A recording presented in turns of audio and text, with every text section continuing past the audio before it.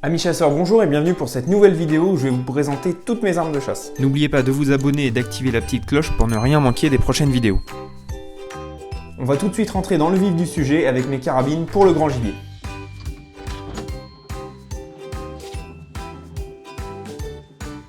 La première carabine que j'ai achetée, c'est une Blaser R8 Professional. Elle est en coloris vert forêt. Donc alors pourquoi j'ai fait le choix du synthétique? L'avantage c'est que niveau entretien c'est hyper facile et vous pouvez en faire ce que vous voulez, entre guillemets, vous pouvez aller en montagne, en forêt, vraiment dans les marécages, etc. La crosse ne bouge pas. C'est vraiment très facile d'entretien et ça dure dans le temps. C'est vrai que ça m'aurait fait un petit peu mal au cœur d'avoir un joli bois et de l'abîmer au fur et à mesure des sorties, même si je suis quand même assez précautionneux avec mes affaires. Alors pour le calibre, j'ai fait le choix du 9.362. Pourquoi? Parce que cette carabine, je l'utilise principalement en battu. Je pense que ceux qui me suivent depuis un moment voient dans mes vidéos que c'est celle-là que j'utilise le plus. Voilà, je crois que ça fait 7 ou 8 ans que je l'ai exactement. Donc voilà, je commence à l'avoir pas trop mal en main et c'est vrai que j'ai du mal à m'en séparer en battu. Alors si on veut parler un petit peu plus du 9.362, c'est un calibre qui a un fort pouvoir d'arrêt, qui est vraiment, on va dire, dédié à la battue, mais aujourd'hui avec des projectiles monométalliques, comme notamment cette Hit, où je sais qu'il y a des modèles qui descendent encore plus en grammage. On va pouvoir atteindre des vitesses et des puissances de balles qui sont très intéressantes et qui peuvent tout à fait être utilisées à l'approche, notamment sur chevreuil, sur sanglier et sur grand cervidé. Alors c'est vrai que les gens ont beaucoup d'a priori sur le 9.362. Moi je dis toujours, c'est pas forcément le calibre qui fait le dégât, c'est surtout la balle. Quand on choisit une bonne balle, principalement à déformation ou à noyau soudé, on arrive à avoir des résultats en battu qui sont très satisfaisants et avec une venaison vraiment préservée. C'est vraiment aussi très important d'aller vous entraîner régulièrement, notamment au sanglier courant, ciné-tir, cinématir, afin d'éviter les mauvaises surprises. Alors sur cette carabine, je l'ai équipée d'un frein de bouche, donc c'est exactement le modèle DF2000. Alors c'est la deuxième génération parce qu'il y a des petits évents qui sont placés voilà ici, ce qui permet de diffuser encore plus sur l'avant les gaz. Le gros avantage, c'est que vous avez une diminution du recul d'environ 30%, je crois que c'est un petit peu plus sur les calibres Magnum. Ça vous permet d'avoir une ligne vraiment directrice sur votre gibier et de pouvoir, le cas échéant, si vous avez une deuxième ou une troisième balle à mettre, de pouvoir rester sur cette même ligne. Alors j'ai pas remarqué spécialement d'augmentation du bruit, mais je vous conseille quand même le port d'un casque. Ça de toute façon, que vous tiriez avec ou sans frein de bouche, le casque, je vous le conseille vraiment à 100%. C'est quand même dommage de perdre ce sens qui est si utile à la chasse. Donc alors on connaît tous les Blaser, mouvement linéaire qui vous permet d'être très rapide au rechargement. Vous avez aussi l'armure séparée. Alors là, l'armure séparée, c'est super intéressant parce que du coup, vous avez une sécurité qui est vraiment totale. C'est-à-dire que le percuteur est complètement désarmé. C'est pas comme un cran de sûreté où on vient bloquer le percuteur, là il est complètement désarmé et le coup dans tous les cas ne peut pas partir. Si vous appuyez sur la queue de détente. Si vous faites tomber l'arme, le coup ne peut pas partir. Donc voilà, ça c'est vraiment un plus, c'est aussi pour ça que j'avais choisi cette arme-là. Alors on passe ensuite à une carabine qui est plutôt à la base destinée à l'approche mais qui peut aussi s'utiliser en battu. C'est la R8 Pro Success. Donc en fait c'est un petit peu la même base que l'autre, sauf que vous avez un trou de pouce. On est toujours sur du synthétique, cette fois-ci en couleur marron. Le gros avantage du trou de pouce, c'est que vous allez avoir un maintien qui est vraiment exceptionnel. Vous pouvez quasiment épauler à une main. On retrouve toujours la fluidité des culasses avec ce mouvement d'arrière en avant. Alors au niveau du calibre, j'avais à la base un 7.64 et j'ai échangé pour un 308. Alors pourquoi avoir choisi le 308 Winchester? À la base c'est plutôt un calibre destiné au tir, mais il a une excellente précision, une trajectoire relativement tendue et il y a un choix de balles absolument énorme. Donc l'avantage c'est qu'on peut vraiment choisir en fonction de son gibier quelle balle on va adapter ou en fonction de son mode de chasse. Je l'utilise principalement à l'affût et à l'approche, mais on peut aussi l'utiliser en battu avec des balles notamment de 10 grammes 7, donc ça fait 165 grains exactement. C'est tout à fait compatible avec le chevreuil, le sanglier et même les cervidés, parce que cette année j'ai fait 3 cervidés avec cette carabine-là et ce calibre, donc il n'y a aucun souci. Si vos balles sont placées, il n'y a vraiment aucun problème. Je vous conseille vraiment de choisir des balles de qualité, vous aurez des meilleurs groupements, vous aurez plus confiance en vous et vous aurez des meilleurs résultats à la chasse. Parce que le 308 fait partie des calibres 30, donc 30-06, 308 mag et 308. C'est les mêmes ogives, mais pas les mêmes étuis, ce qui fait la différence entre les différentes puissances des calibres. Alors sur cette carabine, j'ai fait le choix d'un canon court qui fait 50 cm. Alors pourquoi? Parce qu'on a une carabine vraiment compacte et très maniable, donc notamment pour la battue, c'est assez pratique, mais pour l'affût, ça évite d'être trop encombré. Le gros avantage aussi des canons courts, c'est qu'on peut venir, quand ils sont filetés, visser un modérateur de son dessus, ce qui ne va pas déséquilibrer en fait votre arme. Vous n'aurez pas un surpoids sur l'avant qui va vous faire vraiment déséquilibrer et potentiellement louper vos tirs. Et le calibre 308 est un de ceux qui perd le moins en puissance et en précision avec des canons courts. Donc c'est pour ça aussi que j'ai fait ce choix de calibre et de taille de canon. Alors maintenant les fabricants fabriquent des balles spécifiques aux canons courts, ce qui fait que la poudre va brûler plus rapidement et on aura les mêmes performances dans des canons courts qu'avec des munitions standards dans des canons longs. On a notamment ce type de munitions chez RWS avec Speed T-Pro que j'ai beaucoup tiré à l'approche et en battu, ou éventuellement la HIT qui est une monométallique qui va beaucoup plus garder sa masse. L'avantage aussi avec les carabines laser, c'est que vous avez une modularité et une simplicité d'entretien qui est vraiment énorme. Alors c'est vrai que sur ce modèle trou de pouce, on peut avoir un petit peu de retard à recharger. Honnêtement, quand on a l'habitude, ça va vraiment très vite. Alors on passe maintenant aux fusils de sport et de chasse.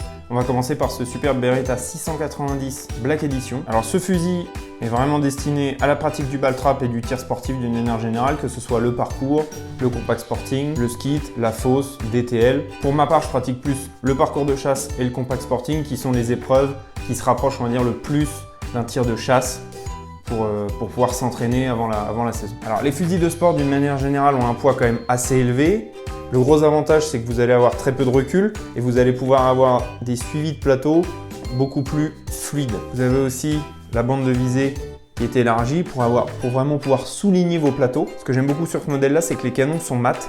Le gros avantage, c'est quand vous avez des journées de soleil, en général, quand vous allez au ball trap, il y a beaucoup de soleil, ça ne réfléchit pas et ça ne vous arrive pas dans les yeux. Donc en fait, même quand il y a beaucoup de soleil, vous avez un temps super clair, le soleil ne va pas venir réfléchir dans vos yeux, ce qui peut éventuellement vous gêner pour casser quelques plateaux. Alors ce modèle dispose d'une crosse réglable, il est appelé Bifast voilà, chez Beretta. Le gros avantage, c'est que du coup, vous allez pouvoir régler vraiment au millimètre près la crosse à votre joue, qui fait que vous serez bien en ligne et vous louperez potentiellement moins de plateaux. Alors on est sur une mono-détente sélective, l'avantage c'est que selon les situations, vous allez pouvoir choisir si vous tirez le premier ou le deuxième coup pour avoir plus de chances d'avoir votre plateau. Alors pourquoi le choix de ce calibre 12, notamment pour la pratique du ball trap? Il faut reconnaître que c'est quand même moins cher de pratiquer au 12 qu'au calibre 20, mais je m'en sers aussi à la chasse, notamment quand vous avez des tirs assez loin à pratiquer. On sait qu'au pigeon, au corbeau ou au canard, ça peut vraiment voler haut.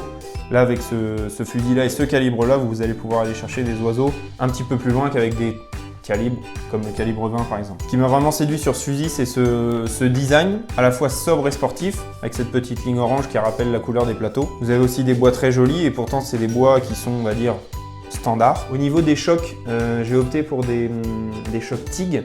Donc en fait, la grosse particularité, c'est que c'est des chocs titanium, donc très légers. Le gros avantage, c'est comme à chaque fois, les chocs, évidemment, ils sont situés au bout.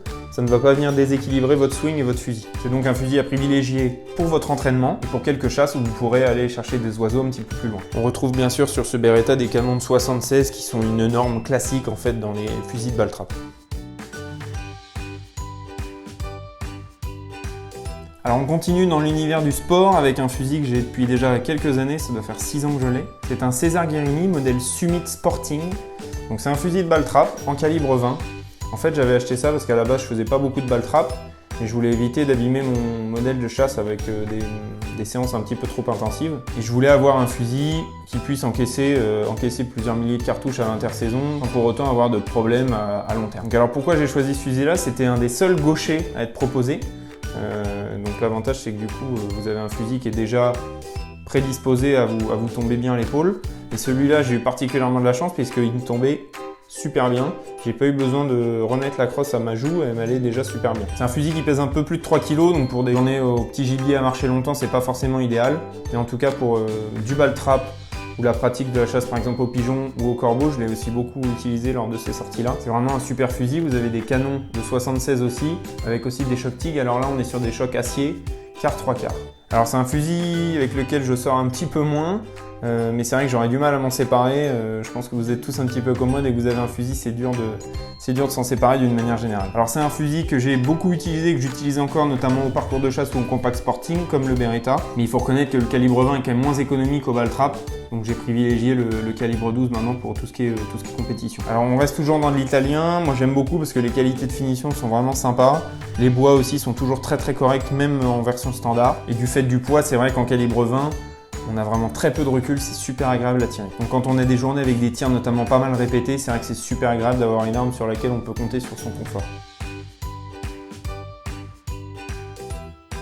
Cette fois-ci on reste dans la famille des calibres 20 avec ce très joli Beretta SV10 Perennia. Ça a été le premier fusil que j'ai acheté. J'avais au départ un 12 d'artisan qui m'avait été donné pour mes premières années de chasse. Et à la fin, la crosse était vraiment courte, il devenait super petit. Et je tirais de moins en moins bien avec. Et c'est pour ça que j'ai choisi de m'équiper d'un nouveau fusil. Alors c'est vrai que le calibre 20 me tentait bien pour son côté léger, polyvalent. Il faut reconnaître que j'ai eu un coup de cœur pour ce fusil-là. J'avais bien apprécié la ligne. Les gravures aussi très fines et très élégantes. Les bois sont vraiment de belle qualité avec une crosse pistolet pour un maintien supplémentaire. C'est un fusil qui a, je crois, très peu marché chez Beretta, alors je ne sais pas pourquoi. Est-ce que c'était le changement un petit peu de design au niveau de la bascule qui n'a pas fonctionné? En tout cas, moi, il m'a plu et c'est pour ça que j'ai craqué sur celui-là. La différence avec le César Guerini, c'est qu'ici, on a des canons de 71. Alors, j'ai mis aussi des chocs interchangeables qui sont en quart et demi. Alors, c'est un fusil que j'ai utilisé beaucoup au poste, au pigeon, à la billebaude, à la bécasse, au faisan, au lapin. J'ai emmené vraiment partout, en plaine, au bois, au marais. C'est un fusil qui m'a accompagné partout et c'est vrai que comme c'est le premier fusil que j'ai acheté, je le garde et je chasse encore beaucoup avec aujourd'hui. Alors c'est un fusil qui est super léger, hein, il fait 2,7 kg. La bascule en fait est en ergal, ce qui permet de gagner quand même pas mal de poids. Les canons de 71, c'est pas trop long et c'est super maniable. Quand vous faites des journées de plaine où vous marchez 15-20 km dans la journée, vous êtes content d'avoir un fusil pas trop lourd parce qu'à la fin de la journée, ça vous pèse un peu sur l'épaule. Que dire de plus sur ce fusil-là? C'est vrai que je l'ai pas mal entretenu, mais ça bouge pas. Faut reconnaître que les bois restent super, il n'y a aucune trace de rouille qui se met, avec un entretien vraiment normal, il n'y a vraiment aucun problème à ce niveau. Alors pourquoi le choix du calibre 20 pour ce fusil-là? Ça correspondait un petit peu aussi à la même idée d'une arme légère, élégante. C'est vrai que c'est un peu plus fin, calibre 20 c'est plus joli, moi je trouve, c'est vraiment mon avis personnel. Après il y a beaucoup de gens qui chassent au 12, moi j'aime beaucoup le 20. J'ai quelques mémoires de jolis coups de fusil, notamment sur bécasse ou faisan. Quand vous avez trouvé la bonne cartouche, faut la garder et vous avez des résultats vraiment très satisfaisants. Alors maintenant je vais vous présenter le petit dernier, je vous avoue c'est un achat vraiment coup de cœur, j'ai vraiment craqué sur ce fusil, c'est le premier fusil que j'achète d'occasion, je l'ai acheté sur Naturabuy, voilà, ça s'est très bien passé donc vraiment aucun souci. C'est un Sabati modèle Alpen Eagle en calibre 28, c'est un fusil qui a déjà quelques années mais je suis tombé sur ce petit bijou, cette petite merveille, voilà. C'est vrai que ça faisait un moment que je cherchais un 28, j'avais dans l'idée d'en acheter un, plutôt en juxtaposé, c'est vrai que je trouvais un petit peu plus élégant. Mais quand je suis tombé sur ce modèle-là, j'ai tout de suite craqué. Faut reconnaître qu'il a des beaux atouts. Alors ce qui m'a vraiment plu à la base, c'est cette ligne vraiment fluide, cette crosse anglaise et cette jolie bascule.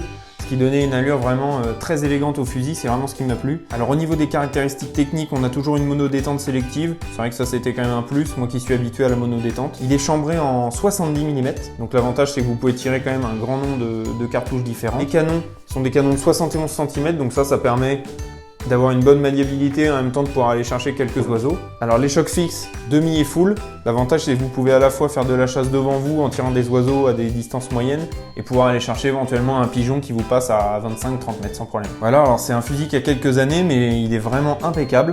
J'ai pas vu de petites traces d'usure ou quoi, à mon avis l'ancien propriétaire a vraiment très peu chassé avec. Donc voilà, maintenant il me tarde d'aller chasser en plaine et au bois avec Platine, je pense qu'on va pouvoir se régaler et faire des très belles vidéos, j'espère pouvoir le tester prochainement au Baltrap. Je profite de cette vidéo pour vous présenter au passage le coffre qui me permet de stocker mes armes. Alors j'ai personnellement choisi un coffre de la marque Hartmann Trésor, donc c'est une fabrication allemande. Je vous conseille d'en avoir un chez vous, c'est quand même beaucoup plus sécurisant pour vous et vos proches. Alors pour l'ouverture et la fermeture du coffre, on retrouve une clé classique. Certains modèles peuvent être équipés d'un digicode.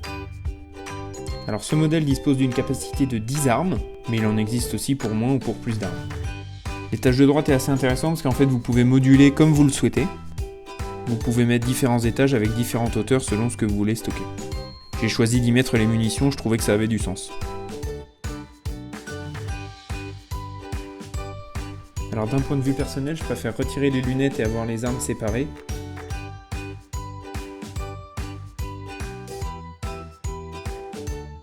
D'autant plus que ce modèle renferme un coffre interne qui permet de stocker les optiques en sécurité.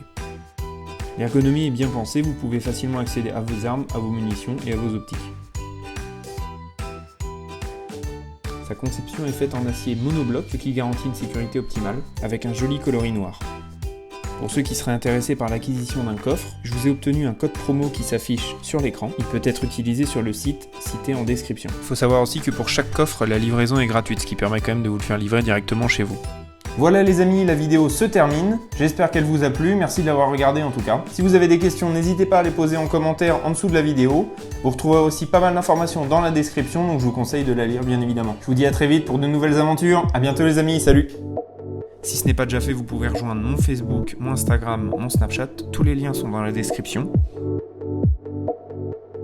Vous pouvez aussi aller visiter le site rêvedechasse.com avec le contenu de toute la team.